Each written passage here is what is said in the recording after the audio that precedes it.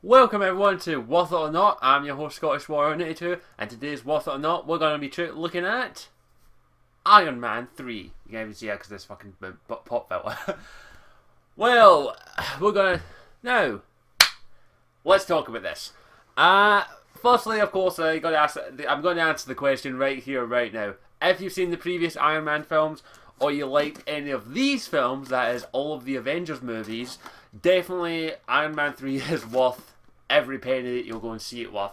I'm getting that right out of the way, but of course I'm going to give my criticism and judgment on the film. Now, of course, this is the third installment in the Iron Man movie franchise, and that would make it the... Give me a second, I probably should have counted it. That would make it the... 1, 2, 3, 4, 5, 6, 7th film in the Marvel movie franchise. Along with all these fucker films. And I'm talking about the films that are made by Marvel Studios, not movies that have the Marvel license. And let's face it, without Iron Man, we wouldn't have these films, because Iron Man 1 was the movie that basically saved the Marvel movie franchise, because without that being successful, the other Avengers movies would not have been successful. So a lot of money had to go into, and time and effort had to go into Iron Man 3 being the third film in the series of Iron Man movies. Now, as you can tell, I'm a big fan of the Iron Man movies. I'm not a big fan of the Iron Man comics. I've only read a couple of Avengers comics. But I do know the persona that is portrayed thanks to various rumours and all. But as I said, I'm going to be judging this as a film and as a fan of the movies, not so much the comics. So, I really do, as I said, I can't exactly give a critique of the plot. I can't do that, because if I had, I would have to reveal some major spoilers, and I'm still debating whether or not I should do maybe a separate video on maybe talk about spoilers in general. I might do that maybe towards the end of this video. But the overall plot is this. Basically, a new threat known as the Mandarin is basically out to get Iron Man, and that's basically the best way I can sum it up. Also, that's more of a subplot, if I'm going to be honest. The main plot is the fact that Tony has become a bit of a reclusive, He has kind of basically locked himself in his basement and building suits. That's basically what he's doing. In fact, it's shown in the movie and in the trailers, like the thing with all the fucking suits. He's built over 42 suits. So, that's basically what he's done. He's after the events of the Avengers. He has basically reclusive. He actually suffers from panic attacks, and he's very cautious. He actually doesn't go out into the public eye as much, which is very different from the Tony Stark we know. Like in Iron Man 1 and 2, he's very much the genius, billionaire playboy philanthropist. I fucking say that. You have no idea how fucking hard it is to say that. But yeah, he isn't that in this. He's actually very reckless. He still cracks jokes. He still tries to be funny and all that. But he's very different. He's a broken man. Especially after the events of Iron Man, after the Avengers, after basically he died for the second or third time. It's hard to tell. I think he's died at least once in all the films. But yeah, that's basically the plot of it, in my opinion. That's the overall main plot, because the plot plays out like, I'm going to be honest, it plays out a bit like a swan song to Iron Man, if I'm honest. It plays out like that, and as I say, I can't go into it too much without going into spoilers. So that's all I can say about it without going deep into spoilers. So I do apologise for that. Visually, the film is spectacular. It's on par with all the other Iron Man films and the Avengers, of course. Characters are fine. Acting is fine. Everything's basically fine in this film. It's a really good, enjoyable film. In all honesty, though, it's not as good as Iron Man 1, but it's better than Iron Man 2. I'll definitely say I thought Iron Man 2 was okay. I enjoyed watching it, but it wasn't as good as Iron Man 1. But it's definitely not as good as Iron Man 3 either now. Iron Man 3 is the second best film in the Iron Man trilogy, in my opinion. And that's basically all I've got to say. That's my review in a nutshell, basically. I can't go into it without talking as well. So basically, as of this moment, I have to say right now, Iron Man 3, if you liked the previous Iron Man films, if you liked the Iron Man movies, and if you liked all the Avengers movies lead up, you'll like Iron Man 3. It's worth every penny. It is fucking awesome and enjoyable. I had a blast watching it, and I don't regret going to go and see it, and don't regret giving my money to it to go, yeah, there's my money. I would gladly go and see this film a second time if I could. In fact, I probably am. I'll probably see it at least 3 times. But it's a fantastic film, and I enjoyed every minute of it. It's definitely not... If you didn't like Iron Man 2, you'll like Iron Man 3. If you like the Avengers, you'll like Iron Man 3, because the way that the film plays out is that it doesn't forget... It isn't like other film franchises where it forgets what happened in the previous films that are linked to it. It talks about what happened in the Avengers. It talks about how Iron Man and Tony feel about it, how he feels about it. A couple characters even bring it up and talk to him about it, and it really shows. You can really tell that it hit home with his character, the character of Tony Stark, that he does feel weaker, he does feel more vulnerable, he's very recluse, he's become basically a hermit building his suits, as I said. And it's just that, like, as I said, he's become a bit more recluse, he's very worried, he has panic attacks. It really works to the movie's benefit, in my opinion, for that factor. I really don't think I can say anything more without going into deep spoilers, but it's just absolutely perfect. Now, I don't know if this is considered spoilers or not, but I'm going to throw it up here. I am going to talk about something that might be considered spoilers. I'm not going to talk about like twists or anything, but I am going to talk about how overall the film felt to me and how it got portrayed towards me. This is my opinion on it, so it might be considered spoilers, but I will say this right now.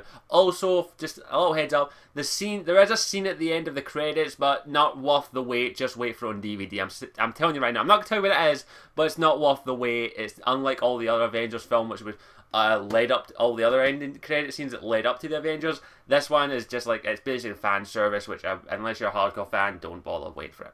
So, advanced one, this might be considered spoilers. I'm saying it right now, it might be considered spoilers, but I don't, because it's just the way I'm portraying how the film came across as me. So, click off this video now, and if you don't want my overall spoiler feeling of this. Okay, I'll give you a few seconds.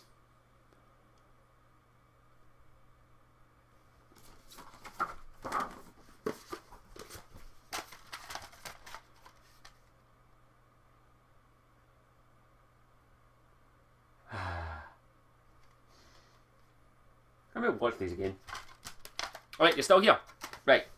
If you're still here, you don't care. Okay? You don't care what I'm going to talk about. You don't care about spoiler-ish kind of material. This overall film felt like a swan song.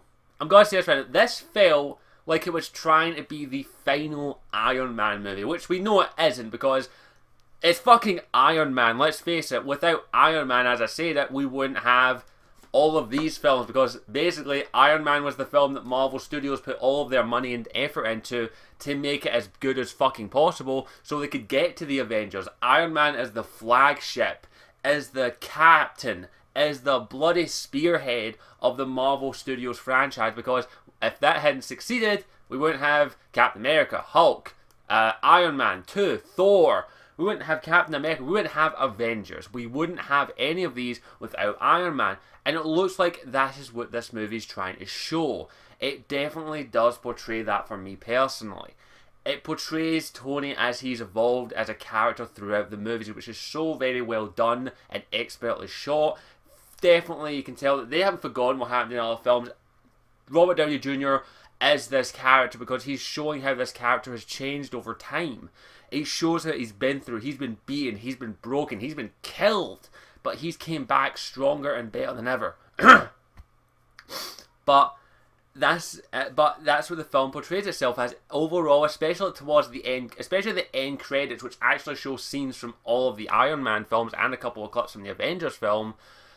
That this is a swan song to the character of Tony Stark. Now, I don't know, like, this isn't the final Iron Man film. It actually says at one point in the credits, Tony Stark will return. So we know he's coming back.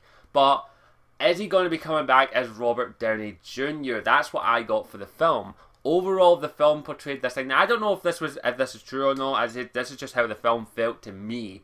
That this felt like Robert Downey Jr.'s goodbye to the character. this is what it felt like to me. Like, just the overall feeling of it felt like Robert Downey Jr. was saying, right, I've had my fun with this character, I've enjoyed playing him, but I think it's time I bowed out and let someone else take the reins, because it has been made very clear that if Downey Jr. dropped out of playing Iron Man or Tony Stark, Marvel Studios would just cast someone else. That's what they would do. And in all honesty, that's what this film felt like. It felt like it was Robert Downey Jr.'s swan song to the Iron Man character. Now, I'm hoping that it's not, because in all honesty, Robert Downey Jr. has done something which very few actors can do. He's made that character his own.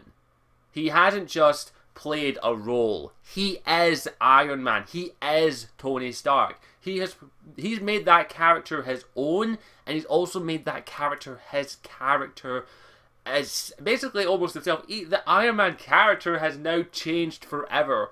Any animated series that I've seen after Iron Man that's came out has portrayed Iron Man as it's Robert fucking Downey Jr. That's Iron Man now. That's the most popular version of Iron Man that everyone sees. That is Iron Man. And I really do hope that this is not Robert Downey Jr.'s final Iron Man film, because he is that character. It's like Johnny Depp and Jack Sparrow. You can't have one without the other. It's like, I'm trying to think of other characters. It's like Mark Meer and Jennifer Hale as Shepard. It's like I'm trying to think of others. It's like Kevin Conroy in Batman, Mark Hamill in the Joker. That's what it is. Like Robert Downey Jr. has made Iron Man and Tony Stark that kind of character that I can't envision anyone else playing that role. Just like I can't envision any other person's voice on Batman besides Kevin Conroy's, or any other person's voice like Mark Hamill's on the Joker's. I can't envision anyone else playing Tony Stark other than Robert Downey Jr., which I really do hope that this is not his final film, because in all honesty, you can tell that Downey Jr. loves this film, loves this franchise, loves the character, because every convention he goes to where he has to talk about it, he comes dressed as fucking Tony Stark. Like, I don't know if it's a publicity stunt, but he comes in the full Tony Stark mentality. And he comes like wearing Iron Man armor parts, and he's just like, how you doing? It's fucking awesome. Like, you can tell that he loves the role, but as I said, he's an actor, he's got to get paid. Now, in all honesty, I don't think there's a amount you could, like, as I said, look what they done with fucking Johnny Depp. They paid him $80 million for the fourth fucking Pirates film. I think Marvel Studios are like, you know what, we kind of might need to up Downey Jr.'s pay a little. Now, I do know that probably he probably signed a contract for 4 films: Iron Man 1, 2, 3, and Avengers. I do hope that they reprise that contract like they did with Samuel Jackson, who signed on for 9 films, and sign him on for another... Oh, shit. Excuse me. Oh, not my mic there. Sign him on for another dozen films, because I can't envision anyone else playing Iron Man besides Robert Downey Jr. And as I said, that's just what the overall feeling of the film was for me. It just felt like a swan song, and I really hope that it isn't. I hope that Robert Downey Jr. does continue to play the character, because honestly, I can't envision him. As I said, I cannot envision anyone else playing Iron Man or Tony Stark. I can't envision it. I cannot.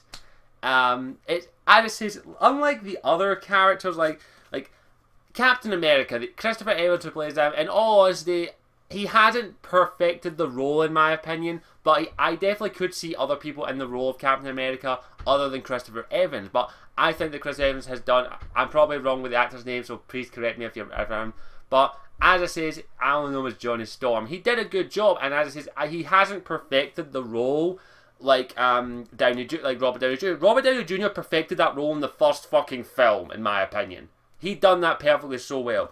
It took Chris Evans maybe Avengers. It'll probably take him maybe to Captain America 2 before he perfects the role. Avengers, he did a fantastic job though. I would definitely say that. He definitely was. Scarlett Johansson, she needs a film as Black Widow, but she did a great job in my opinion. I can't... Chris Hemsworth, the guy who plays Thor, he's done a great job as Thor, but he hasn't perfected that role for me just yet. Once, maybe the second Thor film, he's done that right. Nick Fury, no fucking debate. Samuel Jackson is him. The guy who played the Hulk, perfect. Hawkeye, one more film and maybe he'll perfect it. But Robert Downey Jr. is the only actor, in my opinion, in that entire bunch there who's perfected the role of Iron Man. They always need maybe another film or two. And I can see that maybe Robert Downey Jr. maybe wants to go, you know, I want to pass the torch. But yeah, I hope it's not. But that could be it.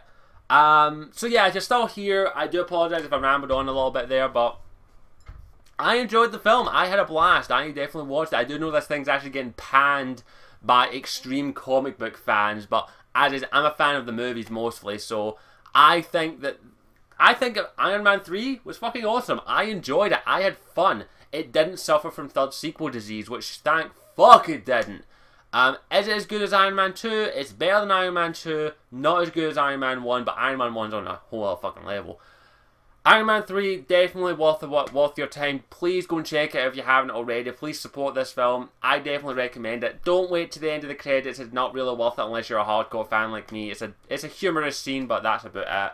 And Robert Downey Jr., I know you're probably not watching this because you don't watch these shit like this, but please don't give up on the role of Iron Man and Tony Stark. Please keep going. You're fucking awesome. Don't stop. Iron Man is your character. You milk that for all it's fucking worth, dude. you are Iron Man. Robert Downey Jr. is Iron Man. No one else, in my opinion, could probably play that role as good as him. But if it is his final one, I thank you, Robert Downey Jr., for basically kickstarting the Marvel movie franchise, because without you, we probably wouldn't have Iron Man 2. And we probably wouldn't have all these fucking awesome films. And we wouldn't have Avengers. So thank you, Robert Downey Jr. If this is your swan song to the Iron Man character, you've done an absolute fantastic job. And this is from the heart. You made me a fan of Iron Man. So thank you for that. Thank you for the hours of entertainment. And I do hope that this is not your final role as Iron Man and you do come back in Avengers 2. But if not, thank you. You've done a great job. And at least you went out with, shall we say, a bang. So thank you for watching. As always, I'm Scottish192. I'll see you all later. Ciao for now.